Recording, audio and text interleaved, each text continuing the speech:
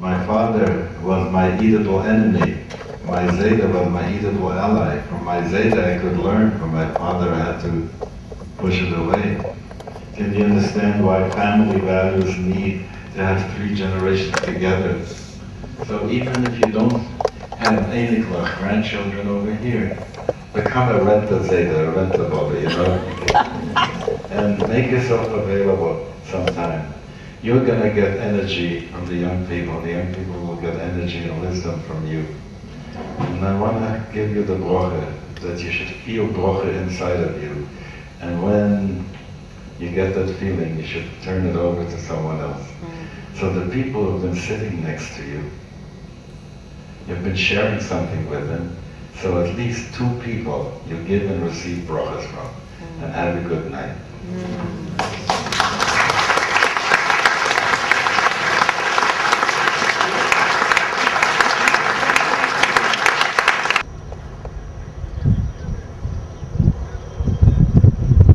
More water on the mateva because it's half.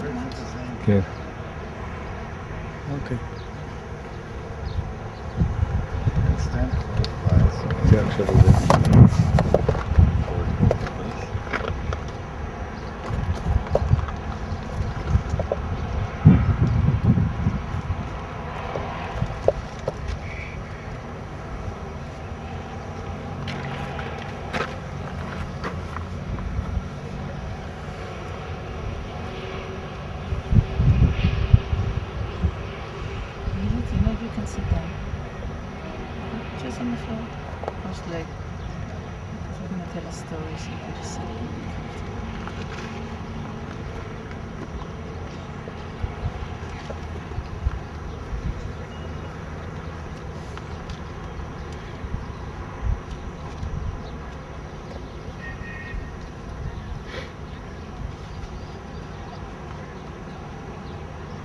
Evan, you come to this side, and you're going to be the narrator. Okay?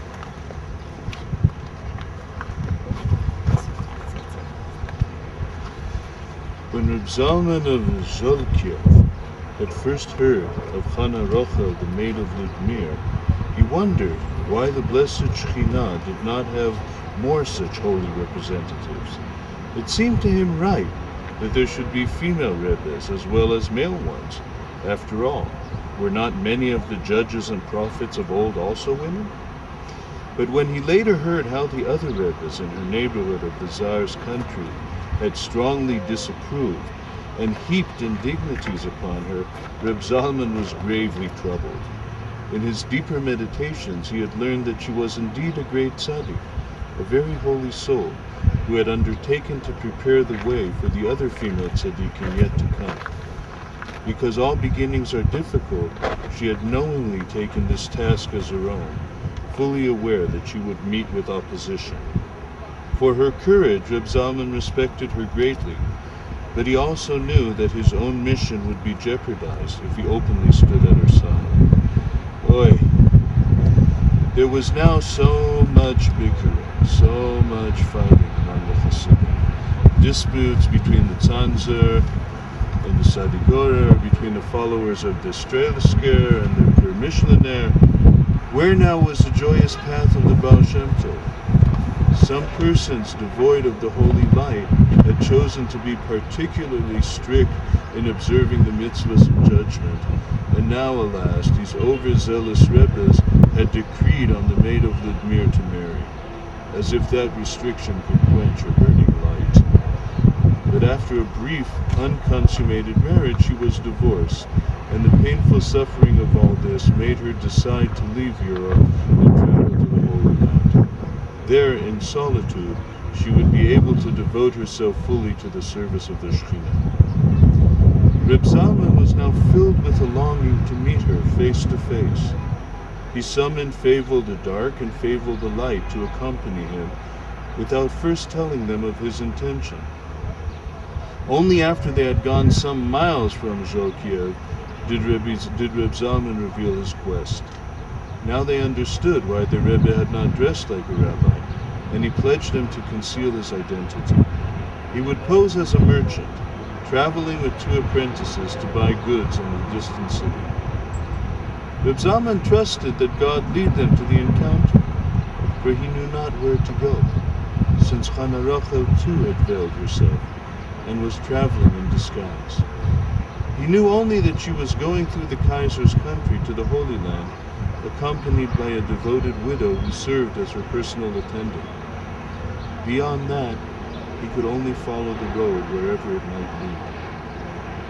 It was mid-November, that change of seasons time between the gathering of the harvest and the arrival of winter. The air was cold and crisp, with frosty winds that long ago had blown the leaves to the forest floor. Reb Zalman and his companions watched the last flights of birds wing their way southward over the stark, bare branches of the sleeping trees. The sharp contrast of the dark tree trunks against the sky reminded them of ink on paper, like a kind of primal script written by the hand of God in a language long forgotten, a script that moved and danced, swirling and blurring into the white-on-white nothingness of pre-creation. It was no vision, but a sudden blizzard come upon them while they were dozing. Now the snow had covered the road, growing deeper and deeper, making travel impossible. Reb Zalman wanted to leave the wagon and proceed on foot, but Fable the Light, wise in the ways of the Northland, counseled against it. One could freeze to death in a matter of hours. Better to pull off into that grove of evergreens, unhitch the horse so he could turn his back to the wind, and wait out the storm together. Good idea. But as they turned, it seemed as if the wagon had begun to spin, as if they were carried by the storm into the timeless void. How long? Who knows? When the storm ended, they did not recognize the little town in the valley below. Baruch Hashem, it was an inn, with warm cooking food and a stable for the horse. Inside they met 2 women, also lost in the storm. And yes, it was Channah Rochel and her companion. Reb Zalman was overjoyed, and as it would not become them to have a private conversation between closed doors, they sat at one table in the corner of the room, in full view, but out of earshot of the others. They spoke of the souls of women and their service to God, about the time-bound commandments from which women are exempt, about the prayers in the Tefillah books and the travails of the Shekinah in exile. And it was to Reb Zalman as if she herself was a personification of the teachings, a hidden light veiled from the world and unable to reveal herself to the people. Do you know, Reb Zalman, She said, how great is the pain of the engorgement due to the untaught Torah that it is in my being? How, like the milk from a mother's breast, it wants to flow out in blessing and light? Reb Zalman nodded and replied, It is true. The Torah needs the giving as well as the receiving in order that it may be a teaching like rain, as well as spoken as well as sung. So please, Channah Rochel, will you share some of your Torah with me? Tell me, whom do you see as the 7 holy guests in the Sukkah? We men speak of Abraham, Yitzchak, Yaakov, Yosef, Moshe, Aaron, and David, but who are the retinue of the Holy Shekhinah? Channah Rochel began to chant. This has not been revealed in fullness, except that Leah is the second and Rachel is the last for Gevurah and Malchut. But the total of the 7 are not yet revealed to the world. As you are the first to have asked this, a vessel open to receive, then you are given to understand that Miriam is of the well of grace, Chesed, and Leah weeps for the wrath of severity, Gevurah.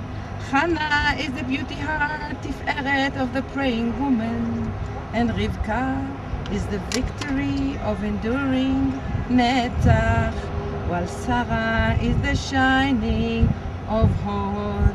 And Tamar is a woman of Yehuda in Yesod, and Rachel, a mother Malchut.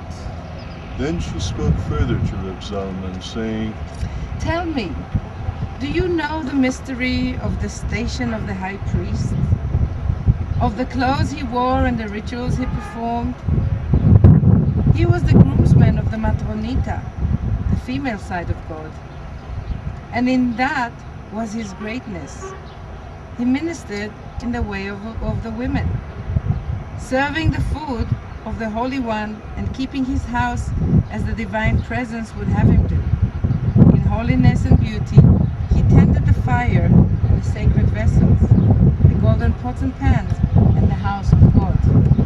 Reb Zalman now replied, The sages once said not to make too much talk with the women. And I understand now that they meant that we should transcend gender, that we should really continue this conversation until you cease to see me as a man and I cease to see you as a woman. She agreed and said, Since I'm aware that I have in former lives been a man, and since no doubt you have lived before as a woman, let us both reach the balance of the androgynous within ourselves and converse as we might do between earth lines. But, said Reb Zalman, does not the Mishnah teach that the androgynous is a lesser person and ought not to rise in our conversation? She replied in the chants of inner teachings, It is not taught in the Kabbalah that when the primal vessels burst in the first moments of creation, the highest sparks fell the furthest.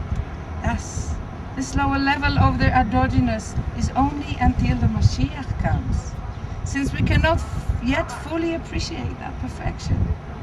But when we will be redeemed, this balance will be the center of our inner being, no matter what gender the body we wear.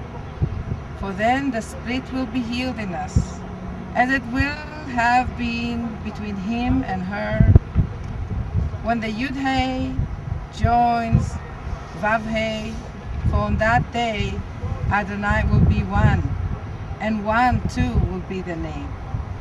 So he said to her, Channah Rochel, Shema Channah Rochel, Ya Eloheinu, Ya Echad. and she in turn says, Shema Zalman, Ya Eloheinu, Ya Echad. And they both chanted, Echad.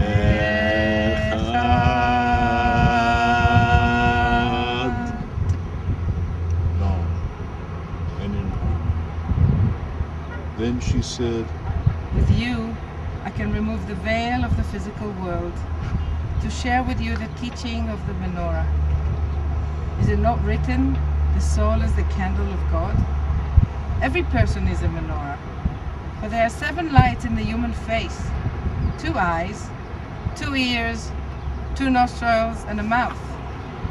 The Menorah of women had to be hidden, as mine was hidden all my life, or else the ignorant ones would have harmed the light. But since you said the Ichad with me, and put your Kavana to the one of the ending, I feel free to let my Menorah shine, for I trust that you will not harm it. and once again she intoned the teaching chant. The holy afterthought, the anointing oil used to anoint the tent and the holy vessels in the sanctuary, had the property to bring the tabernacle to life. So I say that the menorah too was anointed, and it too came to life. And when it was lit, the sanctuary awakened to awareness. Soon will be the feast of Hanukkah, and with the hemp wool in which the etrog was packed, you will spin the wicks, and you will fill the lamp with oil and light the wicks. And we have been taught that if one had no lamp base, it could even be made from potatoes.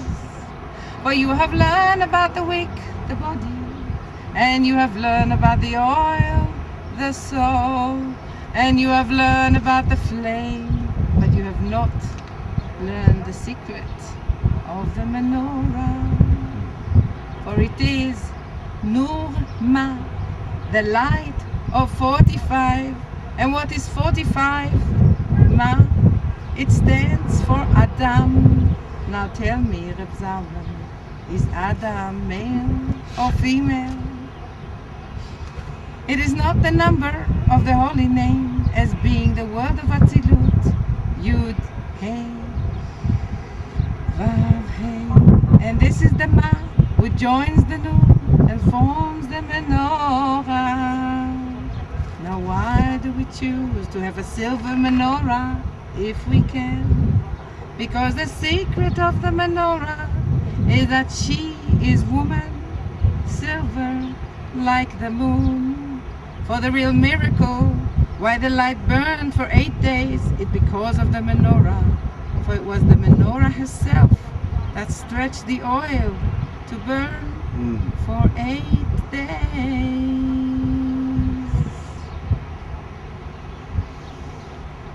Channah Rochel then veiled her face again and prepared to leave. But even then, Reb Zalman saw only the menorah. He sat for what seemed like hours, contemplating the menorah in all things, creating the vessel that contains the light. Over and over he kept repeating, Menorah. Ma, Nora. Ma, Nur. Before his eyes, the menorah turned to a fiery seraph, and that again to the letter Aleph. He saw the image of the letter Yud on top and the Yud below, with the Vav on an angle joining them together. Then the Aleph began to dance and spun with both the Yuds in balance on either side. And he knew that the Aleph was the androgynous, the balance of wholeness. And alas, he also understood that we today are in a world that began with the bed of tunis. He had been given a glimpse of how the earth is Adama ha-Adam, not 45, but 50. And in his heart he thanked the Creator that the 50 gates of understanding had been opened to Channah Rochel. As the sages said, extra understanding was given to the woman more than the man. Bina Yetera. Isha, woman, 306, and Ha-Menorah, 306, and he had been given a glimpse of that. The two Feibles came over and roused Reb Zalman from his thoughts. Feivel the Dark handed him a note that Channah Rochel had left before she departed. What it said was, All my life, people sought to change me, to stifle my Torah and extinguish my light. But what I have revealed to you cannot be hidden forever. You have received it in secret, but there will come a time when this menorah will shine for all to see. As it is written in the Holy Zohar in the story of Noah, when you see the rainbow shining in its fullest splendor, then will the Mashiach come. The rainbow, a 7-rayed menorah, will be the sign of the holy light. Reb Zalman looked up and saw that the blizzard was over and the sky was clear. But before returning to Zholkiev, he took out his Hanukkah menorah, some polishing powder, and began to weep. The tears mixed with the powder and polished the menorah until it shone like the holy light in Channah Rochel's eyes.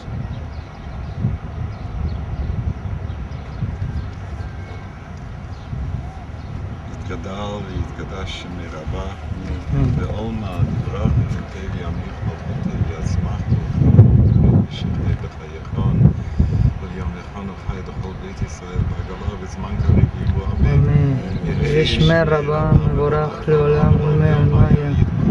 ישתבח יתרומם ויתעשה יתהדר ויתעלה ותעלה שבא ידקות שבאים מקרובו ואלה מכל בחטא ושירת הטוש בחטא Amen. All Israel.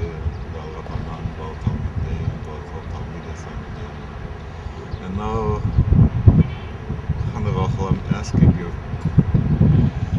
to be a Melitza Tova for the women who have undertaken to do Torah leadership and Tefillah leadership among us. We need someone to become a sinner for them, to bring down that Ze'eran pin of Miriam, Leah, Hannah, Rivka, Sarah, Tamar, and Rachel.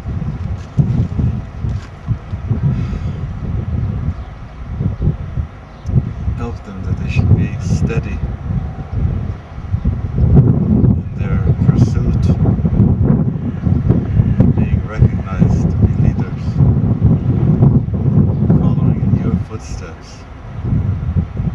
And where you were Beit Kassia, they have to be Beit Galia to bring the Shana down.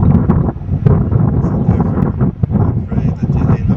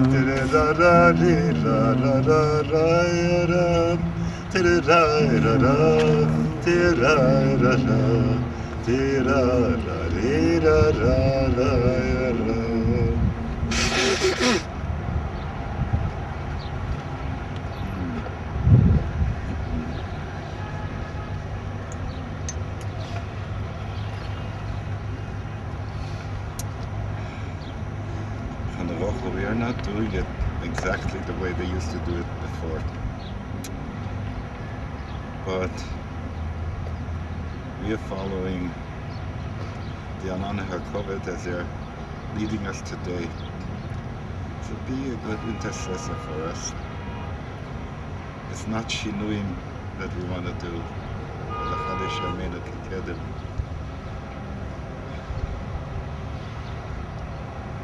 So gather around you other Noshim Tzidkonias who've been hoping for this day, that they should be Melitsot for us, for the women who are seeking smicha, for the women who are taking on leadership.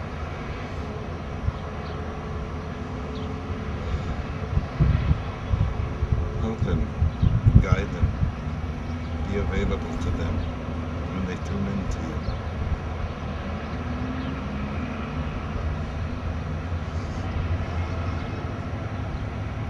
hope to be going to the Levi Yisrael, to the Baal Shem, to the Maggid, to the Zusha, to the Nachman. I hope to see the grave of, and be present at the grave of Ovel, the doctor of the Baal Shem Tov.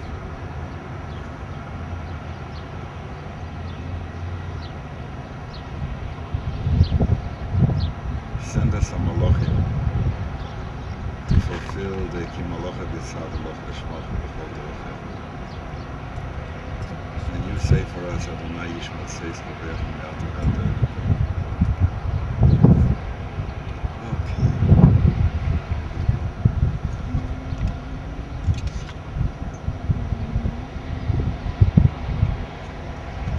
Hey, Yashem See the spot? Huh? See the spot where we wrote Yeah. Nashim Be'ohala Shel Torah Tevorach. Yeah, wonderful day. Nishmat Tzura B'Tzorach Chaim. This for For a candle. Candle.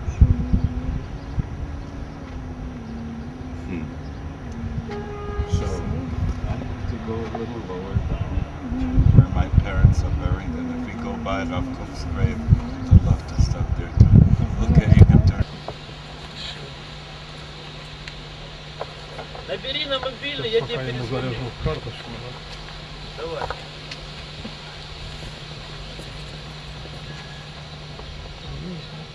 Ну завтра встретимся и поговорим. Давай, давай.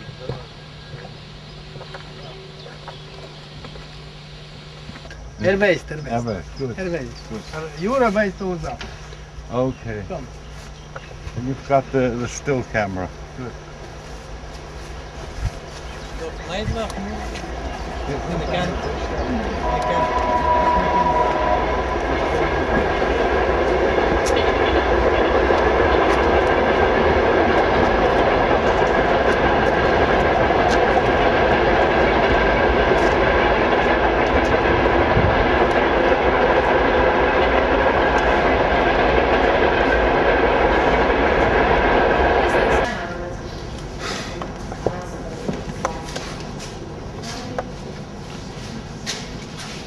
Where are you from?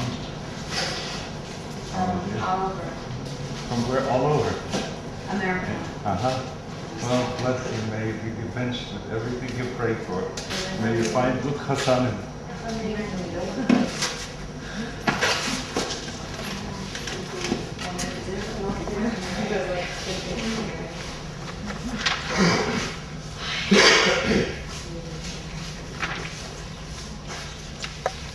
All right, you can stop already.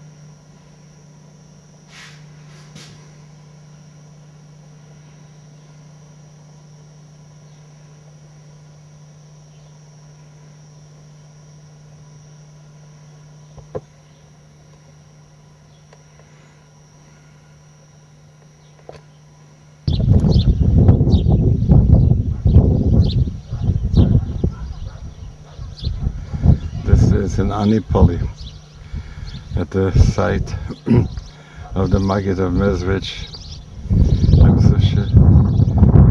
Yehuda Leib, who gave us comment on the Tanya, who wrote the Sefer El Hagonos, which I would like to be able to get to and see and learn from.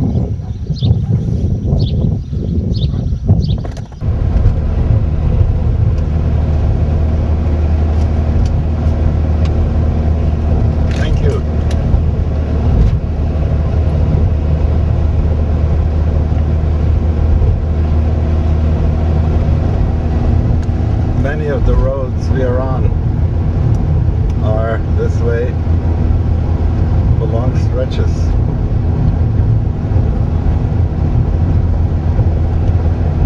You see the chickens in the road, and the geese at times. Here's the field.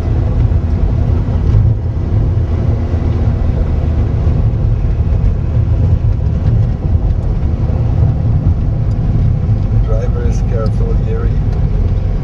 He watches before he makes turns and passes obstacle buses when it's possible. Like, not yet.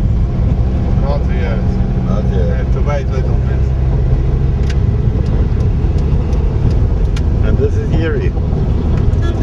He's sitting and driving and has been taking us for coffee, teaching us all kinds of things about the Ukraine and telling us important things about the issue of government and the most important part being the welfare of people.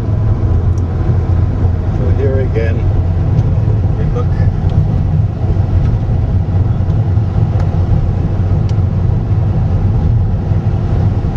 The distances to us seem not so great, but when I think of the Baal Shem Tov and the people who traveled to him in horse and buggy, how long it must have taken them.